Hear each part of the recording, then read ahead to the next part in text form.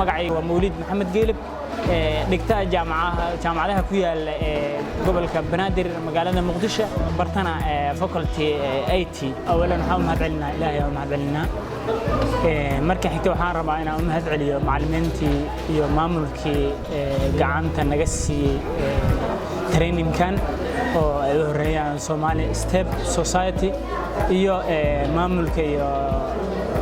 howlwadeennada Hana Academy waxaan uga mahadcelinaa baritaanka ayna bareen robotkan oo horey aanan yani concept waa uga haysanay laakiin aanan wali isku xirxirinin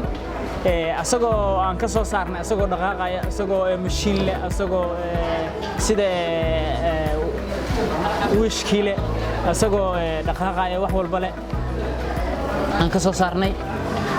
alxamdulillah maanta waxaan awoodnaa inaan inta dirna amar siino oo programino dhahna waxa soo qabo ama waxa iska wareeji haddana color haddaan tusno color accessories inta u sameeyna color inta tusno aan dhahna colorkan naqshadiisa sheeg oo aan programinay asagii aan sameeynay taas waa waxaan ugu mahadcelinaa macallimiintii iyo branchkan soo abaabulay iyo STEM TOT training qiyaartii bixinaysay waxaan si guud si gooni aan ugu mahadcelinayaa UNID iyo Somali Step Society iyo maamulka iyo dhammaan managerada Hana Academy